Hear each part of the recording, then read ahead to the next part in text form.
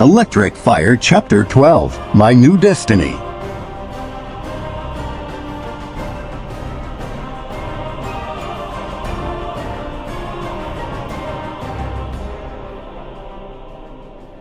I got up off the bed and went to where I left my list and the pencil Sonic let me borrow. I now noticed the teeth marks on one end of it, but I thought nothing of it as I marked off relax in a field of flowers plus avenge Maria. Sonic watched me, then got an idea. You want to sit on the roof for a bit again? I looked back at him. He just smiled a bit as if he wanted to show me something. I didn't say anything, only gave him a nod, then a questioning look. He was about to run around the room to get enough distance before jumping up through the window, but I wasn't having it. Teleporting was easier for me. We were on the roof within a flash. Sonic got a little dizzy since he wasn't used to it. He sat down. I sat beside him. Now I knew why we were up there. It was sunset already. It was relaxing. We stayed up there for about an hour. Stars started to appear.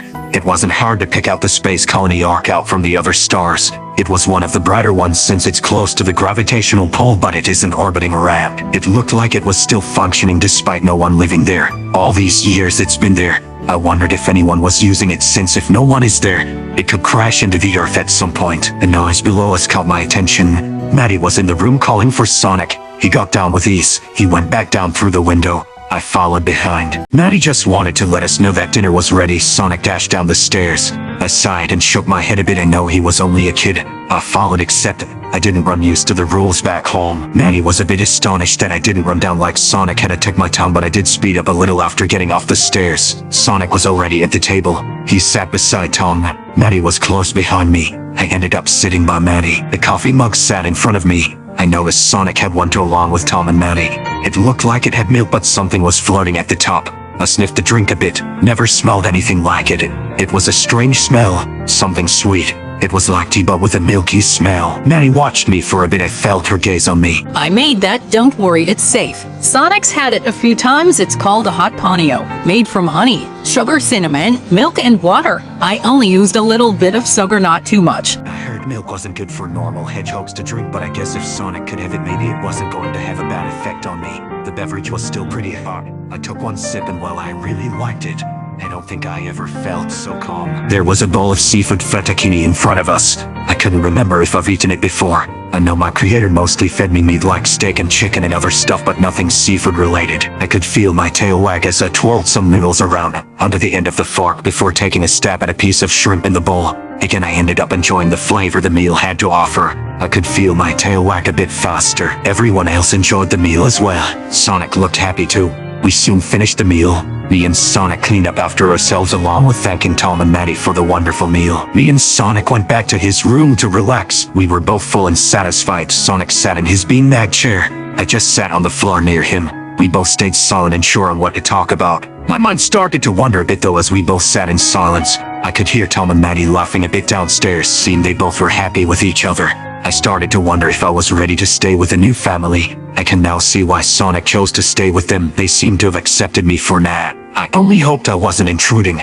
My mission is to protect these three along with my team and Tails. A tap on my shoulder brought me back to reality. Sonic's hand was on me. I looked back at him. You okay, Shadow?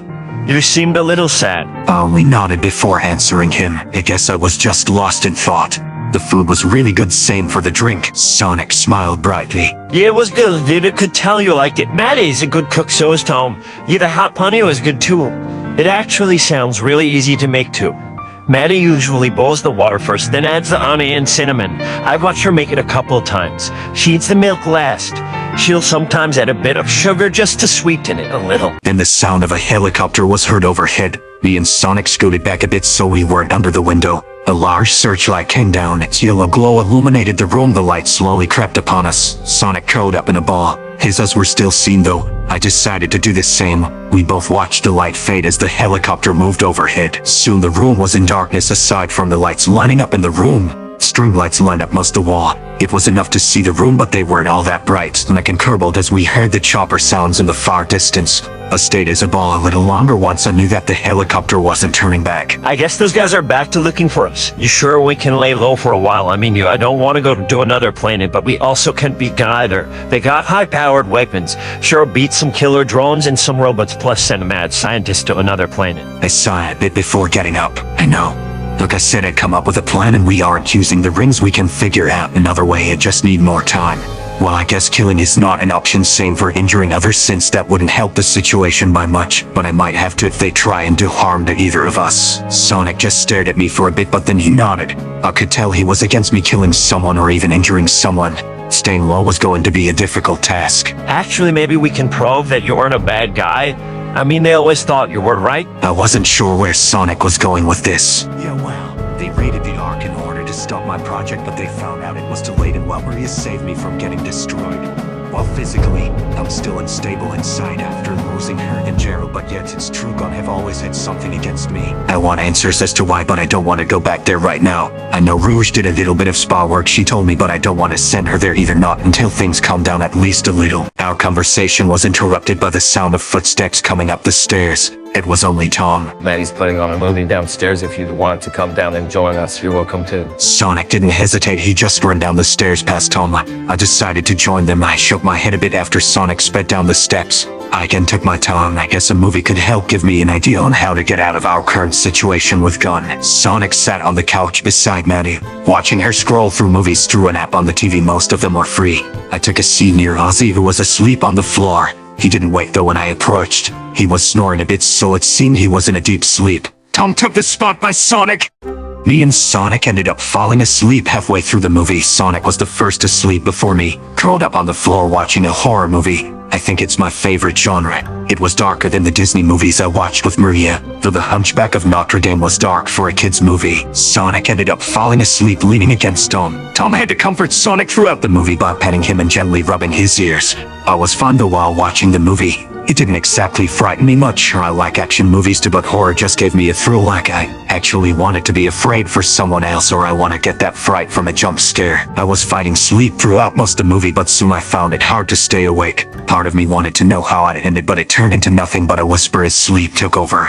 When I woke up, I was in Sonic's bed, a blanket laid over me and him. He was still asleep. Tom must have put us to bed after the movie had finished. Sonic didn't move, it was dead silent between us. I grew a bit worried about him, but then his ears gave a slight twitch. I didn't want to wake him, so I just laid there for a while, letting my mind wander a bit, thinking of a plan to free us both from getting caught by Gun and to also keep Sonic from using the remaining rings he had left. They were the only possession he held on after Longclaw sent him to this world. I'm sure she was proud of him for finding a place to settle in instead of leaving whenever something went wrong, as in someone finding out about him. It's now my fault that someone else came after him. Maybe things would have been best if I wasn't created at all.